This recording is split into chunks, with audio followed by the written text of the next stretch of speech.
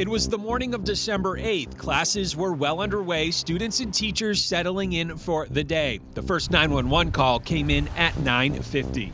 All units, I can clear. I need you to start towards 61 South State Street, St. John's School. I report of an active shooter. The caller on the other line telling dispatch she was a math teacher at St. John's Regional School in Concord. Being told that 5 students have been shot. Law enforcement started swarming. At approximately 9:53, it took less than 3 minutes for SWAT to arrive on the scene. Lisa Zokis is the assistant superintendent of the Diocese of Manchester.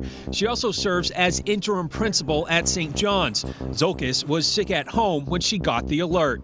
I mean, there's like a drop in my stomach immediately, and you think about the kids and their safety. As Zokis raced to the school, the SWAT team moved in, making their way through the campus and over to the neighboring church, where teachers and students were gathered for Mass. Unaware, officers were circling the building.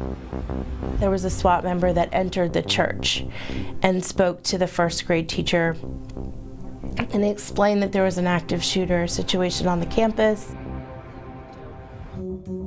At the same time, departments from across the state started receiving similar calls. From Dover, They have limited info, and it was called in as possibly a math teacher. to Portsmouth, active shooter in the math class area. to Laconia. We joined forces with the school principal, their administrative staff.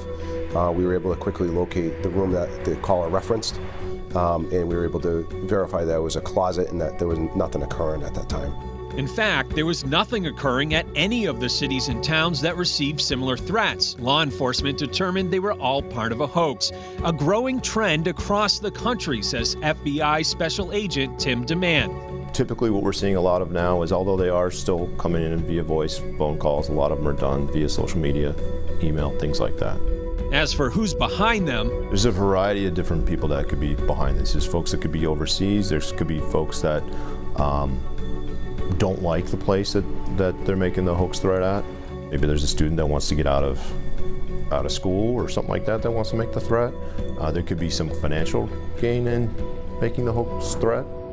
and while there is relief that these calls were not the real deal, law enforcement says threats like these still have serious consequences. We take every one of them seriously because we don't know if they're true or not. So the possibility of having another incident, a real incident occur, and having resources allocated somewhere else is a very real detriment to a police response. As far as tracking down whoever is responsible, so far, no suspects. We will partner with the U.S. Attorney's Office here in New Hampshire and see if there is a charge that may be placed upon that individual. While that December day was nerve-wracking and emotional for administrators, students, and their families, it also offered a lesson to learn from.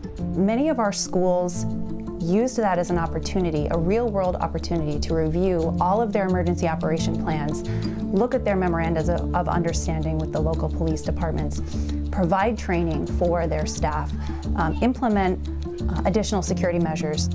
Tim Callery, News 9 Investigates.